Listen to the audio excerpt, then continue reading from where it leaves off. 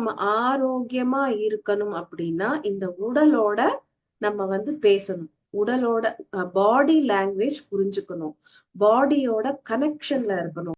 ஒவ்வொரு உடல் உறுப்பு ஏதாவது நமக்கு கஷ்டத்தை கொடுக்குது அப்படின்னா அந்த உறுப்பை நம்ம சரியா புரிஞ்சுக்கல, அதுல சரியான கேர் கொடுக்கல அப்படின்றதுதான் அங்க ஃபர்ஸ்ட் ஒரு விஷயம். சோ அந்த விஷயத்த நம்ம தெரிஞ்சுக்கிட்டு நம்ம அதை இம்ப்ளிமெண்ட் பண்ணணும்.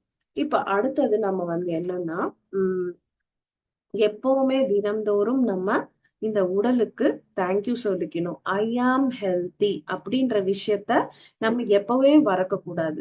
இன்னும் மூல சைத்தன்யம் அப்படின்றதுதான் நம்ம எல்லாருமே அந்த ஒரிஜினாலிட்டி, ரியாலிட்டி, அந்த ரியல் உண்மையான நம்ம நிலை என்ன அப்படின்னா ஆரோக்கியமான நிலை.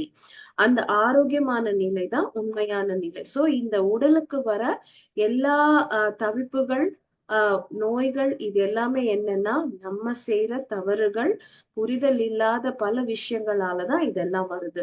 சோ அந்த புரிதலை நம்ம ஏத்துறோம்னா திரும்ப அந்த முழுமையான ஆரோக்கிய நிலையை நம்ம பெறலாம்.